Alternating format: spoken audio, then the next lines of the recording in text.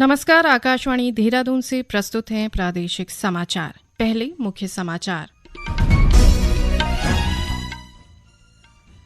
केंद्रीय सहकारिता मंत्री अमित शाह ने कहा, वर्ष 2027 तक 2 करोड़ से अधिक किसानों को जैविक खेती से जोड़ा जाएगा। महानवमी का पर्व आज प्रदेश भर में श्रद्धा और उल्लास से मनाया गया। दशहरे पर रावण दहन को लेकर कल देहरादून में यातायात मार्ग रहेगा परिवर्तित। परेड ग्राउंड के चारों तरफ के मार्ग को 0 जोन घोषित किया गया। और चारधाम यात्रा पर बड़ी संख्या में श्रद्धालुओं के पहुंचने का सिलसिला जारी। 51 लाख से ज्यादा यात्रियों ने किए चारधाम दर्शन।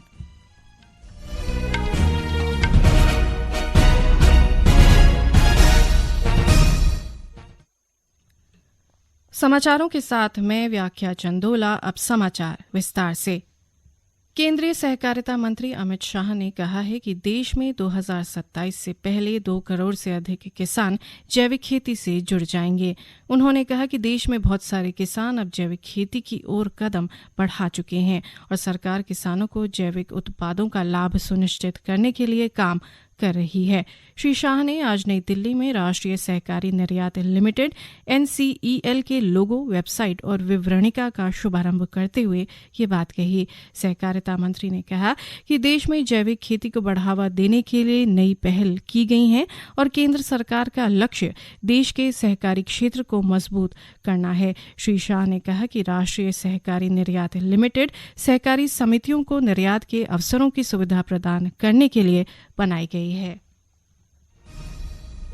एक्सपोर्ट को बढ़ाना है तो खेत लेवल से, खेत के स्तर से, किसान के स्तर से इसका स्वभाव बनाना, क्रॉप पैटर्न को चेंज करना पड़ेगा। एक ब्रांड, पैकेजिंग और मार्केटिंग की पूरी व्यवस्था किसान के मन में भी जागरूकता के साथ खड़ी करनी पड़ेगी और ये व्यवस्था राष्ट्रीय निर्यात कोऑपरेटिव निर्यात लिमिटेड ने पूरी करनी। महानवमी का पर्व आज प्रदेश भर में धार्मिक श्रद्धा और उल्लास से मनाया गया। नवरात्र महोत्सव का 9वां दिन महानवमी के रूप में मनाया जाता है। इस दिन देवी दुर्गा की पूजा अर्चना की जाती है। ये दिन मां सिद्धिदात्री को समर्पित है। शारदीय नवरात्र के अंतिम दिन आज घरों से लेकर मंदिरों तक मां सिद्धिदात्री की पूजा हुई।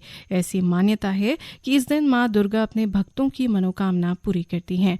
वहीं महानवमी के मौके पर आज मुख्यमंत्री पुष्कर सिंह धामी ने मुख्यमंत्री आवास में कन्या पूजन किया। इस बीच महानवमी पर राजधानी देहरादून समेत प्रदेश के विभिन्न मंदिरों में पूजा अर्चना के लिए श्रद्धालुओं का तांता रहा। कैबिनेट मंत्री रेखा आर्य ने महानवमी के पर्व पर देहरादून के केदारपुरम स्थित राजकीय शिशु सदन में 9 देवी स्वरूपा 9 कन्याओं की पूजा अर्चना की। इस दौरान उन्होंने कहा कि भारतीय परंपरा में मातृशक्ति का स्थान सदैव सर्वोपरि रहा है। मुख्यमंत्री पुष्कर सिंह धामी ने उधम सिंह नगर जिले में स्थित नानकमत्ता में नवनिर्मित दुर्गा मंदिर का लोकार्पण किया। इस अवसर पर मुख्यमंत्री ने कहा कि रुद्रपुर में बंग भवन निर्माण के साथ ही विभाजन विभीषिका स्मृति स्थल का निर्माण किया जाएगा। श्री धामी ने घोषणा की कि नवनिर्मित दुर्गा मंदिर के सौंदर्यीकरण और नानकमत्ता क्षेत्र के विकास के लिए मिनी मास्टर प्लान तैयार किया जाएगा। मुख्यमंत्री ने कहा कि राज्य में रह रहे बंगाली समाज के हित के लिए सरकार हर संभव प्रयास करेगी और प्रदेश स्तर पर बंगाली समाज के विकास की योजना भी तैयार की जाएगी। प्रदेश के कृषि मंत्री गणेश जोशी मेक्सिको दौरे पर हैं। वे विश्व संघ थोक बिक्री बाजार की एक अंतर्राष्ट्रीय सम्मेलन में हिस्सा लेंगे, जिसमें 112 देशों के प्रतिनिधि भाग ले रहे हैं। कृषि विपणन को आगे बढ़ाने और कृषि विपणन में अंतर्राष्ट्रीय स्तर पर चुनौतियों को लेकर ये सम्मेलन आयोजित किया जा रहा है। इसके बाद श्री जोशी जर्मनी में होने वाले 2 दिवसीय कृषि विपणन और चुनौतियों को लेकर एक अन्य सम्मेलन में भी हिस्सा लेंगे। प्रधानमंत्री नरेंद्र मोदी 29 अक्टूबर को सुबह 11 बजे आकाशवाणी पर मन की बात कार्यक्रम में देश विदेश के लोगों के साथ अपने विचार साझा करेंगे। ये मासिक रेडियो कार्यक्रम की 106वीं कड़ी होगी। लोग नमो ऐप या माई गॉव ओपन फोरम पर अपने विचार साझा कर सकते हैं। वे टोल फ्री नंबर 1800-117800 भी डायल कर सकते हैं और प्रधानमंत्री के लिए अपना संदेश हिंदी या अंग्रेजी में रिकॉर्ड कर सकते हैं। ये फोन लाइन 27 अक्टूबर तक खुली रहेंगी। लोग 1922 पर मिस्ड कॉल देकर SMS लिंक प्राप्त कर प्रधानमंत्री को सीधे अपने सुझाव भेज सकते हैं। हरिद्वार जिले में हर साल होने वाली उत्तरी गंग नहर बंदी कल रात से अगले 20 दिनों के लिए की जाएगी। इस संबंध में उत्तर प्रदेश सचिव अमित प्रणव ने आदेश जारी कर दिए हैं।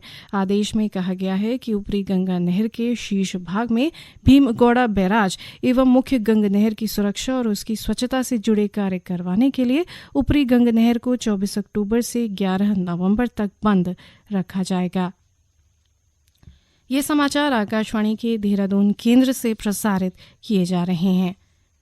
विजयदशमी पर्व पर रावण दहन के लिए देहरादून के परेड मैदान को जीरो जोन घोषित किया गया है। वरिष्ठ पुलिस अधीक्षक अजय सिंह ने बताया कि यातायात रूट बदलने के साथ ही परेड ग्राउंड और आसपास के क्षेत्रों में पुलिस फोर्स ने सुरक्षा के पुख्ता इंतजाम किए हैं। उन्होंने बताया कि ISBT, घंटाघर, धर्मपुर, दर्शन लाल चौक और दून चौक की ओर से आने वाले समस्त वाहन रेंजर्स ग्राउंड में पार्क होंगे। सर्वे चौक की ओर से आने वाले वाहन मंगला देवी इंटर कॉलेज ग्राउंड में पार्क होंगे, जबकि राजपुर रोड से आने वाले वाहन सेंट जोसेफ सुभाष रोड पर दीवार के किनारे वन साइड स्ट्रीट और लॉर्ड वेंकटेश वेडिंग पॉइंट के अंदर पार्क किए जाएंगे। सिटी बस और विक्रमों के रूट भी बदल दिए गए हैं। सिटी बसें दर्शनलाल चौक से घंटाघर होते हुए राजपुर की ओर जाएंगी। रिस्पना की ओर आने वाली सिटी बसें तहसील चौक से वापस दून चौक और MKB चौक से आरा घर की ओर वापस भेजी जाएंगी। चारधाम यात्रा के लिए इस वर्ष श्रद्धालुओं का जन सैलाब उमड़ रहा है। अब तक 51 लाख से अधिक श्रद्धालुओं ने केदारनाथ, बद्रीनाथ, यमुनोत्री और गंगोत्री धाम के दर्शन किए हैं। सबसे अधिक 17,60,000 से अधिक श्रद्धालु केदारनाथ के दर्शन और 16,30,000 से अधिक तीर्थयात्री बद्रीनाथ की यात्रा कर चुके हैं। वहीं उत्तरकाशी स्थित गंगोत्री और यमुनोत्री धाम में अब तक 15,66,000 से अधिक भक्तों ने पूजा अर्चना की है। बद्रीनाथ केदारनाथ मंदिर समिति के अध्यक्ष अजेंद्र अजय ने कहा कि इस साल चारधाम यात्रा के लिए आने वाले श्रद्धालुओं के आंकड़े ने एक नया रिकॉर्ड बना दिया है। उन्होंने उम्मीद जताई कि कपाट बंद होने तक चारधाम यात्रा में बड़ी संख्या में श्रद्धालुओं के आने का सिलसिला जारी रहेगा। काल के दौरान में जो हमारी चारधाम यात्रा थी वो पूरी तरीके से बाधित हो चुकी थी। चारधाम यात्रा हमारे प्रदेश की आर्थिकी की रीढ़ है। इस कारण से यात्रा व्यवसाय से जुड़े हुए तमाम लोगों के अंदर एक निराशा का वातावरण भी बन चुका था। गत वर्ष प्रदेश के माननीय मुख्यमंत्री जी के नेतृत्व में चारधाम यात्रा की तैयारियों को लेकर के विस्तृत कार्य योजना तैयार की गई और मुख्यमंत्री जी के स्तर से लगातार यात्रा व्यवस्थाओं की मॉनिटरिंग की गई। तो इसका परिणाम रहा कि गत वर्ष जो श्रद्धालु तीर्थयात्री हमारे प्रदेश में आए उनकी संख्या का एक नया कीर्तिमान स्थापित हुआ है और इस वर्ष भी अब तक 50 लाख की संख्या पार कर चुके हैं और अभी कपाट बंद होने में कुछ दिन शेष हैं। तो हमें लगता है कि इस वर्ष भी जो श्रद्धालुओं की संख्या का एक नया कीर्तिमान स्थापित होगा।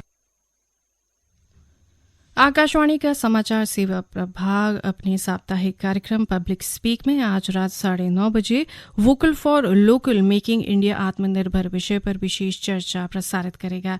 चर्चा में खादी ग्रामोद्योग आयोग के मुख्य कार्यकारी अधिकारी विनीत कुमार और उद्योग संवर्धन तथा आंतरिक व्यापार विभाग DPIIT में अपर सचिव राजीव ठाकुर श्रोताओं के प्रश्नों के उत्तर देंगे। ये कार्यक्रम आकाशवाणी FM गोल्ड चैनल और अतिरिक्त मीटरों पर सुना जा सकता है। हमारी वेबसाइट newsonair.gov.in और हमारे YouTube channel news on air official पर भी कार्यक्रम उपलब्ध होगा। देहरादून स्थित संस्कृति निदेशालय में चित्रकला प्रदर्शनी में गढ़वाल और कुमाऊं के चित्रकारों के चुने हुए 50 चित्रों की प्रदर्शनी लगाई गई। संस्कृति विभाग की निदेशक बीना भट्ट ने प्रदर्शनी का उद्घाटन किया। इस अवसर पर उन्होंने कहा कि उत्तराखंड की लोक कला व संस्कृति को बढ़ावा देने के उद्देश्य से प्रदर्शनी का आयोजन किया गया। और अब संक्षिप्त में समाचार।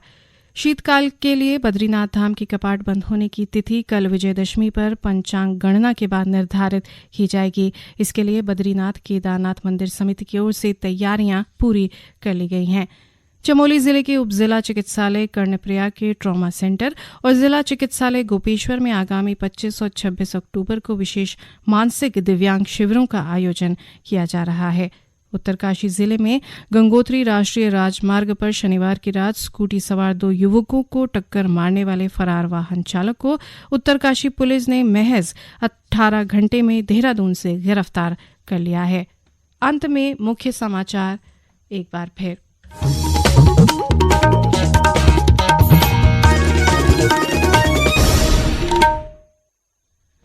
केंद्रीय सहकारिता मंत्री अमित शाह ने कहा, वर्ष 2027 तक 2 करोड़ से अधिक किसानों को जैविक खेती से जोड़ा जाएगा। महानवमी का पर्व आज प्रदेश भर में श्रद्धा और उल्लास से मनाया गया। दशहरे पर रावण दहन को लेकर कल देहरादून में यातायात मार्ग रहेगा परिवर्तित।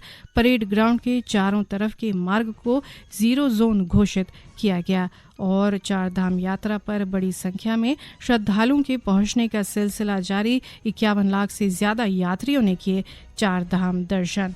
इसके साथ ही प्रादेशिक समाचार का ये बुलेटिन समाप्त हुआ। नमस्कार।